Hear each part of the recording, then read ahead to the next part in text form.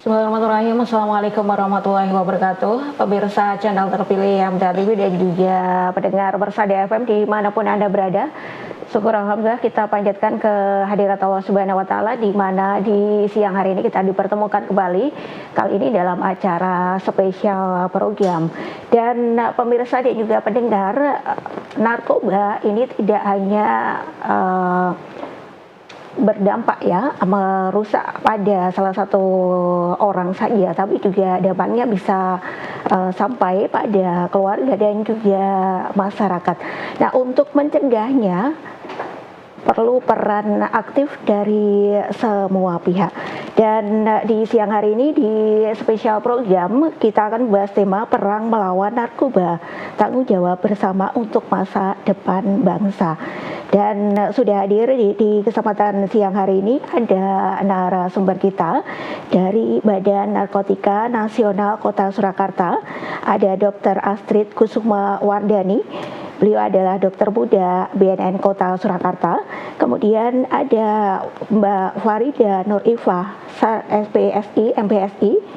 Beliau adalah penyuluh narkoba ahli muda BNN Kota Surakarta.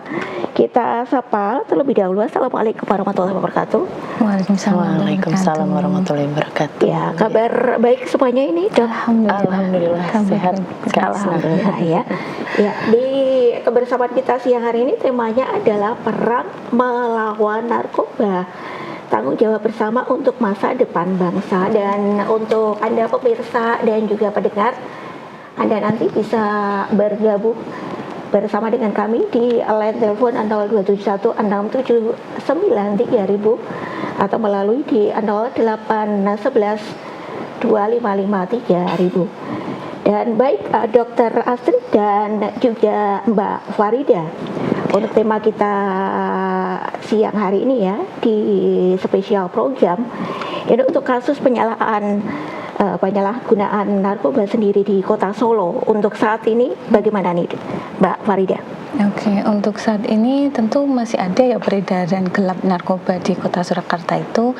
Jadi kalau berdasarkan data nih dari penerima layanan asesmen terpadu di BNN Kota Surakarta, sampai saat ini kita sudah melaksanakan 27 kasus gitu untuk penerima layanan asesmen terpadu gitu. Dan untuk rehabilitasi Dokter Astrid bisa menambahkan. Iya, jadi memang untuk dalam 1 tahun ini jumlah penyalahguna narkoba yang direhabilitasi di klinik kami juga cukup meningkat dari banding tahun-tahun sebelumnya. Ada sekitar 23 orang yang direhab sampai bulan ini. Kemudian juga oleh banyak juga yang usia-usia remaja yang masih sekolah seperti itu. Iya, kalau dibanding dengan tahun sebelumnya nih, Mbak Farida, apakah ada peningkatan begitu? Kalau untuk kasus narkoba itu sepertinya fluktuatif ya. Tapi untuk sebagai informasi di Kota Surakarta ini selama 3 tahun berturut-turut itu kita berada di peringkat kedua tertinggi di Jawa Tengah untuk ungkap kasus narkoba. Nah, seperti itu. Tapi untuk jumlah kasusnya ini fluktuatif. Jadi di tahun 2023 ada kalau tidak salah 131 kasus, di 2024 145, dan di 2024 145, dan di 2025 126. Jadi cukup fluktuatif gitu untuk dikatakan peningkatan, karena ini kan ungkap kasus nih. Jadi kalau untuk penyalahguna memang yang kita ketahui data dari rehabilitasi seperti itu. Ada data juga mungkin dari instansi-instansi penerima wajib lapor yang lain gitu. Iya, itu. Jadi menempati, kalau di Solo menempati yang kedua begitu ya. Kalau yang pertama di kota mana itu? Semarang. Semarang ya. Semarang. Jadi kalau dilihat memang kota-kota besar begitu yang untuk kasus penyalahgunaan narkoba. Nah, kalau untuk Dokter Astrid sendiri tadi ada 23 yang menjalani rehabilitasi. Ini mereka ini apakah sudah sampai yang baru memakai saja atau yang sudah dalam kondisi kecanduan begitu? Iya, jadi yang kita lakukan penanganan di kebetulan kalau di klinik kami kan memang rehabilitasi rawat jalan ya Mbak Isna.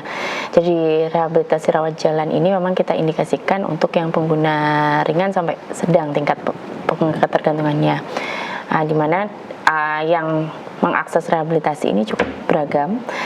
Ada yang dia memang baru coba pakai sampai situasional, mungkin dia pakai kalau ada teman yang ngajak aja.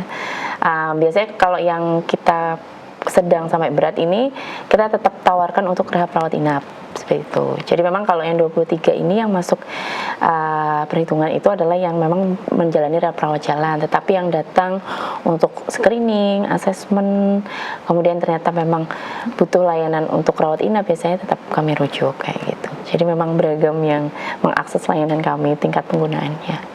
Iya, kalau dari usia sendiri mayoritas usia berapa nih, Dok?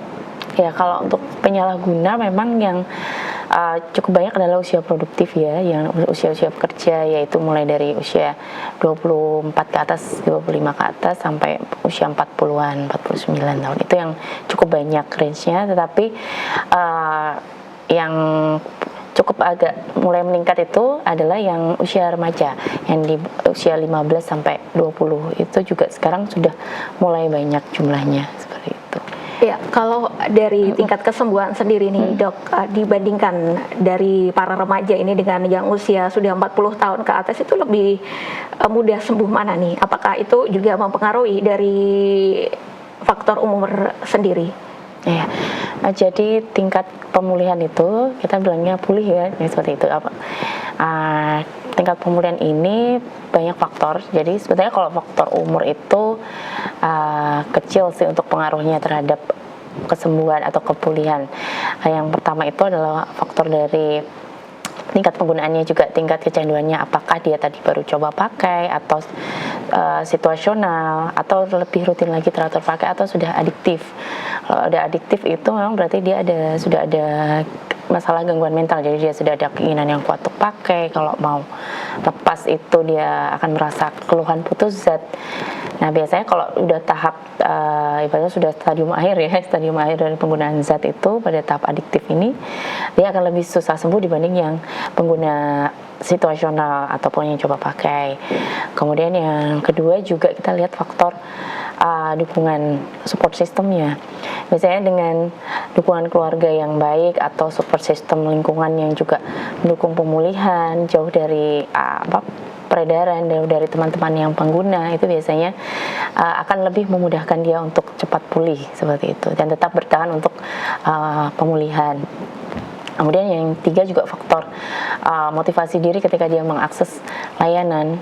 Banyak kan yang mengakses layanan dia masih fase denial atau masih menolak untuk direhab.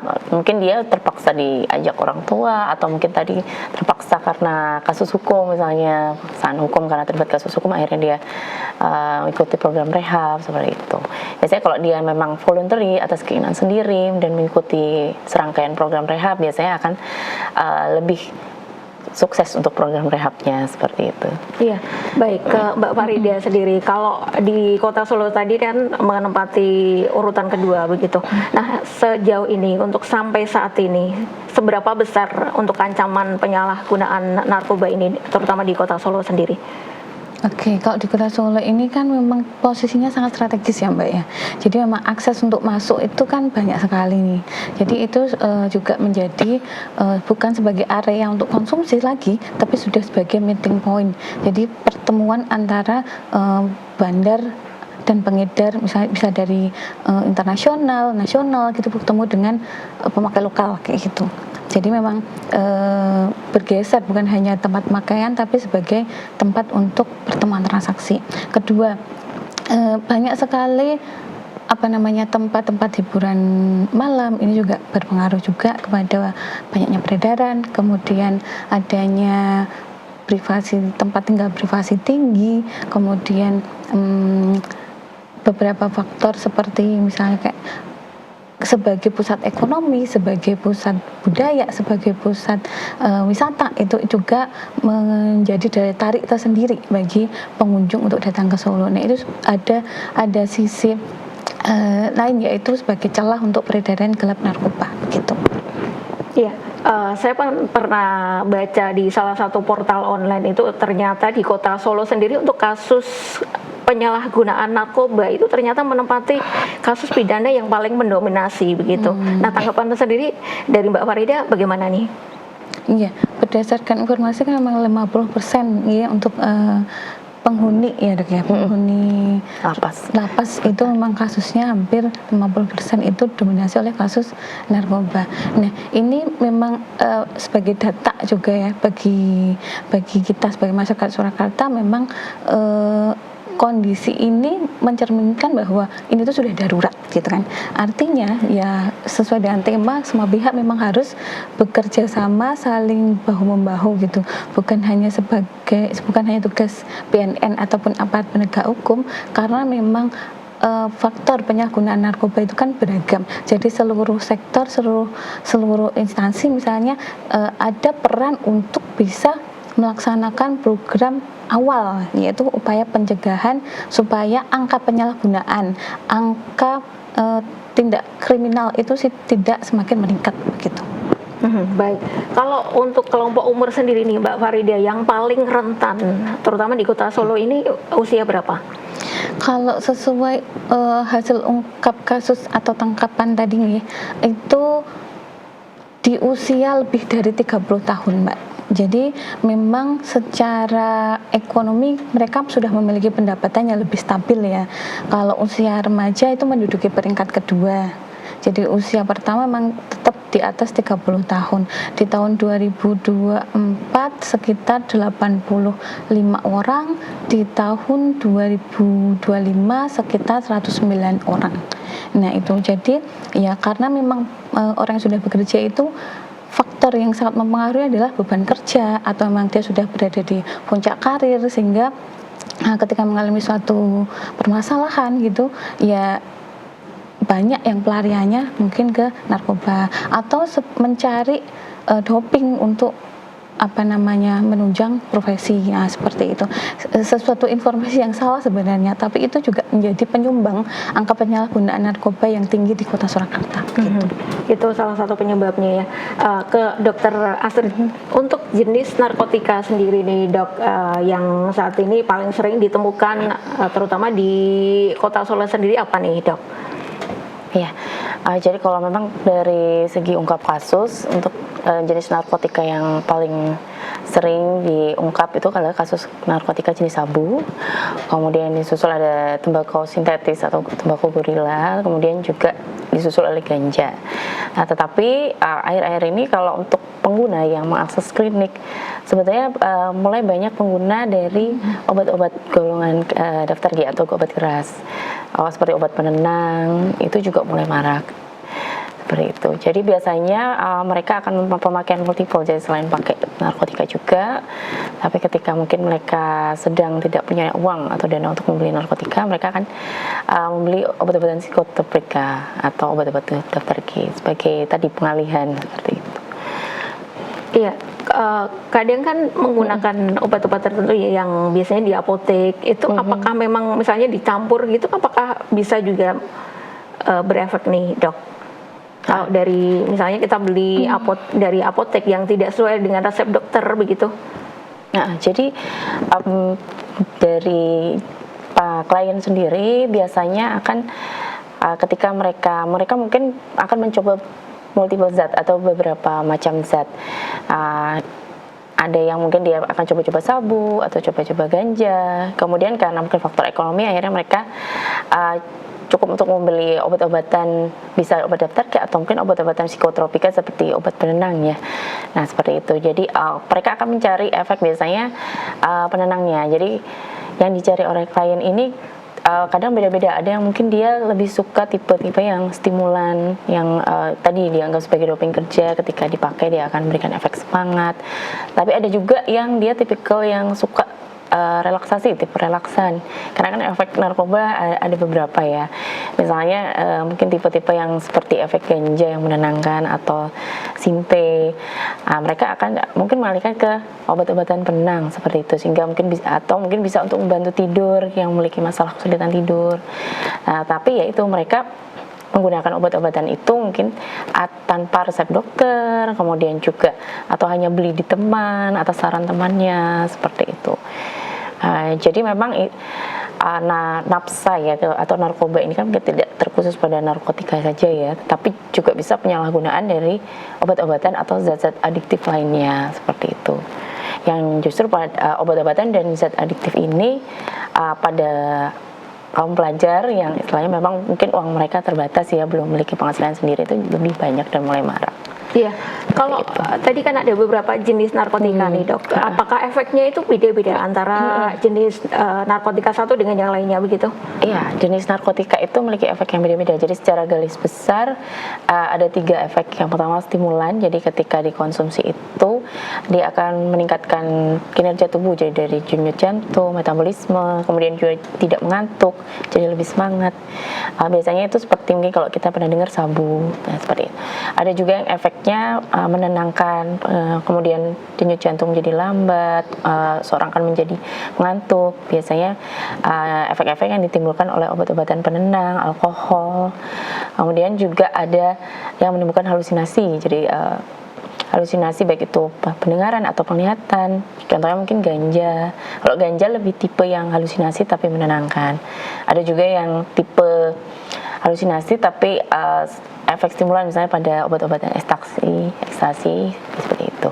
Iya, jadi efeknya berbeda-beda gitu. Betul, ya. Baik, kalau dari faktornya sendiri nih Mbak Farida, faktor apa yang paling sering mendorong seseorang itu mencoba narkoba gitu untuk pertama kalinya begitu?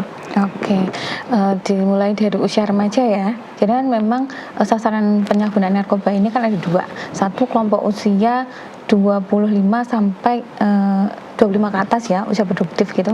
Kemudian usia bekerja gitu. Itu memang faktornya pasti akan berbeda dengan usia remaja. Ya secara umum kalau untuk usia pekerja memang tadi yang sudah kami sebutkan bahwa sebagai doping untuk menunjang profesi tertentu. Kedua atau memang untuk pelarian tadi dari beban pekerjaan dan lain sebagainya, itu beberapa faktor yang untuk kategori pekerja gitu. Kemudian untuk golongan remaja, karakteristik remaja itu kan kita tahu nih, karakteristik remaja kan pengen coba gitu kan, masa pencarian identitas diri, terus butuh validasi dari teman bahasanya gitu, sehingga faktor teman itu menjadi faktor utama seseorang bisa menyalahgunakan narkoba. Kalau dari data berdasarkan survei BNN itu hampir 81% itu kalangan remaja itu menggunakan faktornya memang dari teman, entah itu dibujuk, entah itu diajak gitu ya, karena memang masa butuh pengakuan tadi, validasi dari teman itu penting banget, sehingga ketika ditawarkan dan dia menolak itu kan dianggap tidak berani atau dianggap tidak gaul dan tidak solidaritasnya kurang bahasanya gitu. Jadi memang faktor utamanya 2 kelompok ini berbeda gitu. Tapi memang yang selain faktor-faktor itu ada kemudahan untuk mendapatkan obat atau kemudahan untuk mendapatkan narkotika atau berada di lingkungan yang memang rawan atau banyak pengguna, itu mempengaruhi seperti itu. Baik, dan saya pernah gitu ada salah satu teman begitu, dan dia itu termasuk kalem di sekolahan gitu. Ternyata pada satu waktu ketahuan dia ternyata mengkonsumsi narkoba. Nah ini apakah memang anak yang misalnya kalem atau penyendiri itu rentan untuk bisa dibujuk begitu, Mbak Farida? Ya, faktornya sebenarnya banyak ya. Selain faktor tadi karena ada pertemanan yang toksik atau lingkungan yang kurang baik, itu kan juga ada faktor keluarga. Nah, mungkin dia memiliki permasalahan pribadi yang memang dia tidak bisa mengatasi gitu loh. Mungkin di rumah dia ada problem, sehingga ketika di luar ya sangat rentan sekali untuk menjadi penyalahguna, karena itu tadi ada yang memberikan perhatian, ada yang bisa menjadi tempat untuk berbagi perasaan negatif misalnya, atau hal-hal yang tidak nyaman dalam dirinya gitu. Nah itu betul sekali, memang rentan juga salah satunya orang yang mungkin tidak terbuka dengan orang tua, anak yang punya perilaku berisiko, itu memang salah satunya juga rentan untuk menjadi penyalahguna. Iya, baik Mbak Farida dan Dr. Astrid, nanti kita akan lanjutkan di sesi yang kedua obrolan kita di spesial program siang hari ini untuk tema kita siang hari ini ya, pemirsa dan juga pendengar, perang melawan narkoba, tanggung jawab bersama untuk masa depan bangsa. Dan kita masih bersama dengan Badan Narkotika Nasional Kota Surakarta. Kita nanti spesial program akan kembali, dan untuk Anda yang ingin bergabung, Anda bisa bergabung di line telepon 02716793000 atau di 08112553.000. Spesial program akan kembali selepas beberapa informasi yang berikut ini. Vape legal, tapi risikonya nyata. Vape memang legal, tapi legal tidak sama dengan aman. Secara medis, cairan vape mengandung nikotin yang sangat adiktif, serta senyawa berbahaya seperti formaldehida, nitrosamin karsinogenik, dan logam berat. Bahkan pengujian menemukan kadar nikotin pada sejumlah produk tidak sesuai label, dengan deviasi signifikan. Artinya, yang dihirup bisa lebih berbahaya dari yang dibayangkan. Kementerian Kesehatan melalui Undang-Undang Nomor 17 Tahun 2023 tentang Kesehatan dan Peraturan Pemerintah Nomor 28 Tahun 2024 telah memasukkan vape dalam pengendalian zat adiktif. Langkah ini diambil karena risiko kesehatannya nyata. Secara global, kasus gangguan paru akut akibat vape atau EVALI tercatat mencapai 2.807 kasus di Amerika Serikat. Itu tanpa campuran narkoba. Masalah menjadi jauh lebih serius ketika perangkat vape dimodifikasi. Kajian Kebijakan Nasional menemukan sintetik kanabinoid dan metamfetamin dalam cairan vape. Artinya, alat yang tampak legal ini bisa berubah menjadi medium penghantar zat psikoaktif ilegal. Dan ini bukan teori. Polri dan BNN RI membongkar laboratorium ilegal pembuatan liquid vape mengandung etomidate yang terhubung jaringan lintas negara. Bea Cukai menggagalkan penyelundupan cartridge vape berisi zat psikoaktif dari luar negeri. Modusnya sederhana, cair, mudah dimodifikasi, sulit dibedakan dari produk biasa. Di sisi lain, vape juga menimbulkan dampak lingkungan. Limbahnya tergolong limbah berbahaya dengan kandungan logam berat dan baterai lithium ion yang mencemari tanah dan air. Jadi ini bukan sekadar isu gaya hidup, ini isu kesehatan, isu keamanan publik, dan isu perlindungan masa depan. Vape mungkin legal. Namun ketika cairannya diubah dan dimanfaatkan jaringan kejahatan, ia berubah menjadi ancaman nyata. Pahami risikonya. Jangan tertipu bentuknya. Dan jangan sampai medium legal dipakai untuk kejahatan ilegal.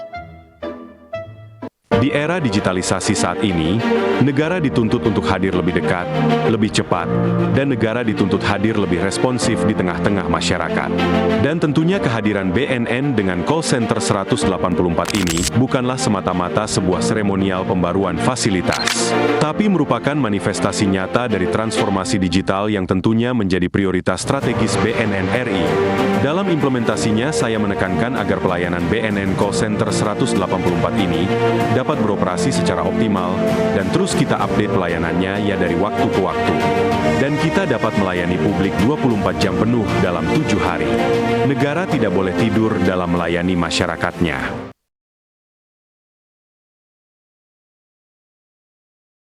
Ya baik pemirsa dan juga pendengar, terima kasih Anda masih bersama dengan kami dan Anda masih bersama di spesial program bersama Badan Narkotika Nasional Kota Surakarta, dan kita masih bersama dengan narasumber kita, ada Dr. Astrid Kusumawardani, dokter muda dari BNN Kota Surakarta, dan Mbak Farida Nur Ifah, SPSI MPSI, penyuluh narkoba ahli muda BNN Kota Surakarta. Dan untuk Anda yang ingin bergabung, Anda bisa bergabung di line telepon kami 02716793000 atau melalui SMS maupun WhatsApp kami di 08112553.000. Dan Mbak Farida dan juga Dr. Astrid, ini sudah ada beberapa pertanyaan yang sudah masuk ini. Saya bacakan ya. Ini untuk Dr. Astrid ya. Ini dari Mas Ridwan di Mojode Gedang Karanganyar. Saya pernah lihat orang yang menghirup bensin dan katanya itu enak dan bikin kecanduan. Apakah ini termasuk narkotika atau bukan begitu? Silakan tanggapannya. Ya, jadi untuk Mas Ridwan, terima kasih pertanyaannya. Jadi kalau kita bahas tadi narkoba ya, jadi narkoba itu tidak hanya narkotika, mungkin seperti tadi di awal saya bilang. Jadi narkotika itu bisa NAPSA singkatannya ya, ada narkotika, psikotropika, dan zat adiktif. Nah, jadi kalau bensin ini tadi ya, bensin, minyak tanah, atau zat-zat yang mudah menguap ini, atau istilahnya volatil, ini masuknya ke zat adiktif. Jadi tidak masuk golongan narkotika maupun obat-obatan psikotropika, tetapi dia zat adiktif. Nah, apa itu zat adiktif? Nah, kalau zat adiktif itu adalah zat-zat yang bila dikonsumsi atau konsumsinya itu bisa istilah tadi dihirup, gasnya seperti itu, yang apabila dikonsumsi secara terus-menerus tadi bisa menimbulkan keinginan untuk pakai lagi atau ketergantungan. Nah, yang lama-lama yang efeknya tadi mungkin bisa menimbulkan halusinasi ringan, kemudian rasa ngefly, menenangkan, nah seperti itu. Jadi masuknya ke golongan zat adiktif seperti itu, Mbak Isna. Iya, jadi bukan jenis narkotika ya, itu ya. Tapi masuk ke zat adiktif. Jadi yang apabila tadi dikonsumsi, dipakai dalam beberapa jangka waktu juga bisa menimbulkan ketergantungan. Baik, begitu ya Mas Ridwan di Karanganyar. Ini ada pertanyaan kembali ini untuk Mbak Farida ya, untuk dari Pak Abi ya. Bagaimana dengan lingkungan narkoba di desa-desa, terutama untuk anak muda, apalagi dari yang masih sekolah nih? Tanggapannya bagaimana nih, Mbak Farida? Iya, jadi penyalahgunaan narkoba ini kan sudah menyebar hampir di seluruh tanah air ya, baik itu di kota maupun di desa. Sama saja, jadi seluruh kalangan ekonomi, terus kemudian seluruh usia itu memang sudah terpengaruh ada peredaran atau penyalahgunaan narkoba. Jadi kalau untuk remaja di desa-desa pun ya sama, berarti apa nih yang harus diperkuat gitu kan? Ada peredaran, berarti kalau sudah ada peredaran berarti upayanya dong gitu. Bagaimana supaya remaja yang sudah menggunakan itu bisa berhenti, atau bagaimana supaya remaja yang belum mengenal dan mencoba itu tidak ada keinginan untuk menggunakan gitu. Jadi ada dua nih perlakuan atau apa yang bisa dilakukan. Kalau tadi yang sudah mengenal, sudah tahu misalnya, ya itu ada intervensi untuk diajak mengikuti rehabilitasi gitu. Nah, rehabilitasi sudah disampaikan oleh Dr. Asih tujuannya supaya untuk pemulihan dari kecanduannya itu. Nah, memang akan banyak faktor yang akan menyebabkan seseorang itu mau dan tidaknya itu ya. Ada karena faktor yang keinginan pribadi atau yang paksa. Nah, itu nanti tadi hasilnya sudah disampaikan. Maksimalnya akan maksimal kalau ada keinginan atau motivasi dari pribadi. Nah, kemudian untuk yang belum menyalahgunakan, nah ini perlu banget untuk segera dilaksanakan upaya pencegahannya, baik melalui penyebaran informasi dan edukasi, melalui sosialisasi, melalui media yang dimiliki oleh masyarakat di lingkungan tersebut. Misalnya ada grup RT RW, grup PKK, grup orang tua, grup bapak itu. Nah, bisa menyisipkan atau menghimbau kepada seluruh warga untuk mulai melakukan pengawasan, mulai mengedukasi keluarganya, mulai menyisipkan materi anti narkoba pada pertemuan-pertemuan. Nah, itu penting banget gitu. Karena memang remaja menggunakan itu, di situ faktornya apa gitu? Apakah dekat dengan produksi narkotika misalnya, misalnya ada bahan terlarang lainnya misalnya kayak gitu, misalnya kayak minuman keras dan lain sebagainya, ataukah di situ banyak pengedarnya gitu? Berarti kalau banyak pengedarnya, keamanannya atau pengawasan atau siskamlingnya mulai diaktifkan lagi seperti itu. Jadi kalau sudah ada, gimana langsung bergerak, gimana segera beraksi supaya peredarannya tidak makin meluas. Karena kalau sudah ada ketahuan tuh ada gitu, mungkin bukan 1-2 itu yang ketahuan, masih banyak yang kayak gunung es itu masih banyak yang tersembunyi begitu. Iya, baik. Begitu ya yang sudah bertanya. Ini ada pertanyaan kembali nih Mbak Farida ya. tetangga saya remaja usia 19 tahun sekitar 1 bulan yang lalu ketahuan mengkonsumsi narkoba tapi tidak tahu narkobanya jenis apa. Nah, dia mengkonsumsi sekitar setengah tahun ya. Ini bagaimana caranya agar anak tersebut bisa sembuh total gitu. Ini sepertinya Dokter Astrid yang perlu menjawab nih. Silakan dokter. Ya, terima kasih. Jadi kita perlu tahu juga mungkin bagi keluarga atau rekan yang tadi misalkan ada mungkin saudaranya atau rekannya yang tahu menggunakan narkoba, maka harus dibujuk perlahan dulu, dibujuk untuk supaya mau mengakses rehabilitasi. Nah, nanti saat proses rehabilitasi kita akan lakukan penerimaan awal dulu, kita cek bagaimana kondisinya, penggunaannya, kemudian tadi juga support sistemnya bagaimana, kemudian adakah komplikasi penyakit medis ataupun penyakit mentalnya yang mungkin akibat dari penggunaan zatnya itu. Setelah nanti kita lakukan proses tadi namanya assessment, kita tahu bagaimana tingkat penggunaannya, terus permasalahan dia penggunaannya, baru kita tadi rekomendasikan program yang harus dijalani, misalnya program rawat inap kah atau rawat jalan. Biasanya kalau rawat jalan ini tadi diperuntukkan untuk yang masih pengguna awal, masih situasional, rekreasional, sampai yang teratur pakai ringan. Dan juga support sistemnya tadi harus bagus kalau untuk rawat jalan. Biasanya kalau rawat jalan ini mereka akan dalam pemantauan medis dan juga akan mendapatkan sesi konseling dengan konselor adiksi atau psikolog klinisnya. Kemudian kalau dia memang tadi sudah berat, disertai juga mungkin ada komplikasi medis ataupun komplikasi penyakit kejiwaan, maka kami akan sarankan untuk rehab rawat inap. Seperti itu. Biasanya rawat inap ini nanti ada program detoksifikasi, kemudian juga ada kegiatan-kegiatan untuk program rehab sosialnya, bagaimana tadi mengembalikan perilakunya, gimana nanti yang namanya seorang kecanduan ini kan pasti ada keinginan kuat untuk memakai kembali ya, atau kambuh kembali istilahnya, relapse kembali, gimana nanti dia diajarkan supaya kalau misalkan sampai ada keinginan untuk memakai harus bagaimana. Nah, itu biasanya sekitar 3 bulan sampai 6 bulan program rehabilitasi rawat inap. Nah, setelah selesai rehab pun BNN akan tetap melakukan pemantauan pendampingan melalui program pasca rehab seperti itu.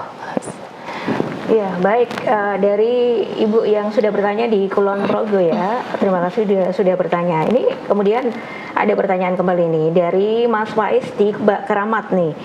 Untuk Mbak Farida ya, apa tindakan dari BNN supaya pengguna narkoba ini sadar akan tentang bahayanya narkoba ini? Kemudian untuk Dokter Astrid, apakah rehabilitasi ini juga salah satu solusi untuk menyadarkan pengguna narkoba atau adakah solusi lain begitu? Dari Mbak Farida dulu. Oke. Untuk menurunkan ya, kalau kita menyebutnya menurunkan jumlah penyalahgunaan narkoba atau menurunkan angka prevalensi yang memang dengan upaya pencegahan ya. Jadi tidak hanya si keluarga itu sendiri atau lingkungan terdekatnya, tapi sebenarnya seluruh namanya lingkungan itu harus berperan. Di sini kan individu itu yang menjadi penyalahguna narkoba mungkin dia seorang pelajar, berarti lingkungan sekolah harus mengambil peran. Mungkin dia mahasiswa, berarti lingkungan kampus harus mengambil peran. Kalau dia di masyarakat, berarti lingkungan masyarakat juga harus mengambil peran. Dan itu juga ada kewajiban dari pemerintah gitu ya untuk hadir dalam upaya pencegahan juga. Jadi misalnya kalau dia sebagai seorang pelajar, apa sih peran yang harus dilakukan oleh sekolah? Ya seluruhnya ya, bukan hanya satu orang yang menjadi pecandu itu tadi, bahwa sekolah itu sebagai lingkungan yang membentuk pondasi yang baik untuk siswa.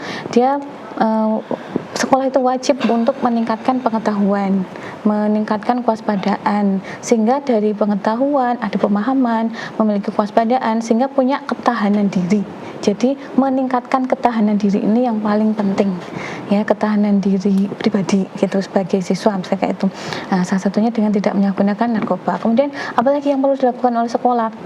Ya, salah satunya juga dengan ada kampanye mungkin di lingkungan sekolah tersebut, baik itu melalui media digital, media sosial, ataupun himbauan-himbauan yang dipasang di lingkungan sekolah, sehingga ketika mau ke toilet, ingat gitu kan. Kadang kan toilet dipakai untuk apa namanya delik-delik itu kan, menghisap rokok misalnya kayak gitu, atau di pintu masuk dan dimanapun, sehingga anak itu kalau setiap lihat dia akan selalu teringat gitu.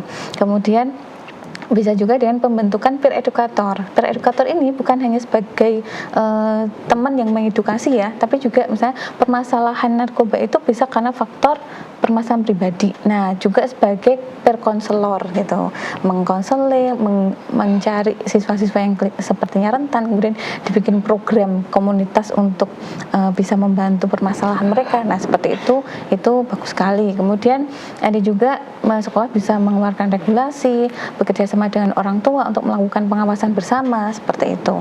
Karena memang kadang salah satu itu baik gitu ya, sekolah sudah baik, orang tuanya pengawasannya kurang baik, nah berarti kan harus sama-sama, harus saling seperti itu. Dan kalau dia di kampus sebagai mahasiswa, berarti ini peran kampus dong gitu. Di situ apa? Karena tujuan mahasiswa itu kan salah satunya untuk meningkatkan pola pikir yang baik, pola pikir yang kritis seperti itu ya. Bisa dengan berbagai program kegiatan, misalnya membuat kayak seminar, dialog, yang intinya mengedukasi mahasiswa. Membuat peer educator juga penting. Ada satgas atau kader juga penting. Dan ada regulasi baik itu pencegahan maupun rehabilitasi. Kemudian di lingkungan masyarakat, nah ini penting banget. Tadi yang sudah saya sampaikan, bisa edukasi di seluruh kelompok, mulai dari misalnya Karang Taruna nih, PKK nih, apa bapak-bapak atau RT RW kayak gitu, itu penting banget. Serta mungkin ada himbauan melaporkan apabila melihat tindakan mencurigakan gitu kan. Selama ini masyarakat kan mungkin nggak berani gitu, tapi kita ada layanan untuk bisa diakses oleh masyarakat yang mau melaporkan dengan jaminan rahasia Aman identitasnya terjaga seperti itu. Itu kalau dilaporkan kemana nih? Kita Mbak punya Farida? Linktree atau sistem layanan elektronik terpadu, namanya Selat Solo. Nah, alamatnya Linktree. Linknya apakah ada di Instagram dari BNN Kota Surakarta? Iya, nanti bisa dicari di sana begitu ya. Instagram BNN_Kota Surakarta itu Instagram. Baik.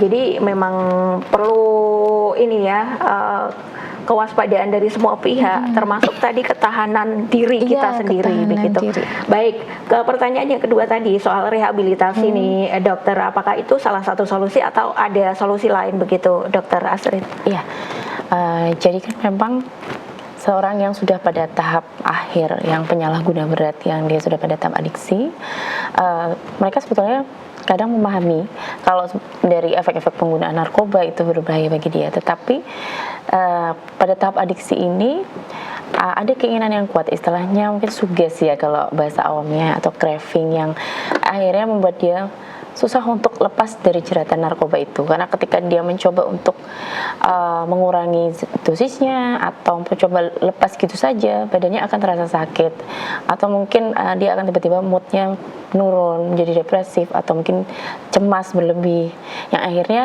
mendorong dia untuk pakai lagi. Nah, berarti kan di sini kita melihat bahwa seorang penyalahguna yang sudah berat, yang sudah adiktif ini sebagai suatu penyakit yang kronis. Nah, yang akhirnya dia tidak mampu lepas sendiri dari penggunaan zat, yang akhirnya tadi mendorong dia untuk mengakses layanan rehabilitasi. Nah, program rehabilitasi ini kan memang tujuannya untuk memulihkan baik kondisi fisik maupun mentalnya. Kemudian ketika dia sudah stabil melewati fase putus zat tadi dan akhirnya bisa beraktivitas kembali, tetapi jahatnya dari narkoba ini, dia akan menyimpan memori tentang pemakaiannya, apalagi yang sudah pengguna berat, yang sewaktu-waktu misalkan dia walaupun sudah selesai rehab, jika bertemu dengan pemicu dia untuk kekambuhan, misalkan faktor stresor keluarga, atau mungkin faktor ada stresor pekerjaan, atau mungkin dia bertemu circle pertemanannya lagi, yang akhirnya dia tidak mampu mengelola itu lagi, akhirnya dia muncul ke kekambuhan atau memakai lagi. Nah, jadi memang proses pemulihan dari seorang pengguna narkoba itu tidak berhenti hanya di rehabilitasi, tetapi seumur hidup dia harus bisa mengontrol rasa ingin makainya, kemudian keluarganya juga harus membentuk support system yang baik bagi pemulihannya, karena tidak menutup kemungkinan mungkin beberapa tahun kemudian ketika faktor pemicu itu datang dia bisa kambuh kembali. Dan itu memang harus datang dari dirinya sendiri untuk bisa mengatasi keinginan untuk pakai. Iya, seperti tadi ya, yang disampaikan oleh Mbak Farida, punya ketahanan diri begitu. Nah, kita tidak terasa kebersamaan kita sudah hampir di penghujung waktu nih. Ada pesan singkat saja nih dari Mbak Farida dulu nih untuk pemirsa dan juga pendengar yang menyimak di spesial program siang hari ini. Silakan Mbak Farida. Kepada pemirsa MTA TV, mari kita bergerak bersama, bergandengan tangan untuk mewujudkan khususnya Kota Surakarta yang bersih narkoba dengan berani tolak penyalahgunaan narkoba di sekitar, terutama berkomitmen bagi diri sendiri untuk jauh-jauh dari narkoba. Kedua, dengan berani melaporkan apabila ada penyalahgunaan di sekitar dan berani rehab, artinya bisa mengajak lingkungan atau penyalahguna untuk mengakses layanan rehabilitasi, karena keinginan untuk mengakses layanan rehabilitasi ini di masyarakat masih minim, masih sangat kecil karena ada stigma negatif, mungkin ada pengucilan atau penolakan, sehingga penyalahguna ini malu untuk bisa mengakses layanan rehabilitasi, apalagi bila ketahuan kan. Padahal kalau mau mengakses layanan rehabilitasi, masa depan dan waktu untuk produktif menjadi lebih banyak begitu. Iya, baik. Kalau dari Dokter Astrid yang singkat saja nih, Dok. Ya, pemirsa MTA TV, jaga diri kita, jaga lingkungan kita dan keluarga kita, karena bahaya narkoba ada di sekitar kita, mungkin tak terlihat, tetapi ancamannya sungguh nyata. Berani lapor, berani rehab, berani tolak narkoba. Ya, baik, terima kasih Dokter Astrid dan Mbak Farida atas waktunya di sini untuk spesial program, dan sukses selalu untuk Dokter Astrid dan Mbak Farida. Assalamualaikum warahmatullahi wabarakatuh. Waalaikumsalam.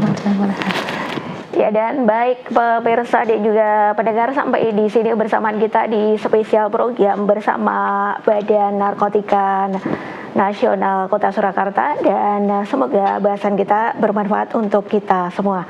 Akhirnya saya Isna Tazkia mewakili segenap kru yang bertugas di siang hari ini pamit undur diri. Wassalamualaikum warahmatullahi wabarakatuh.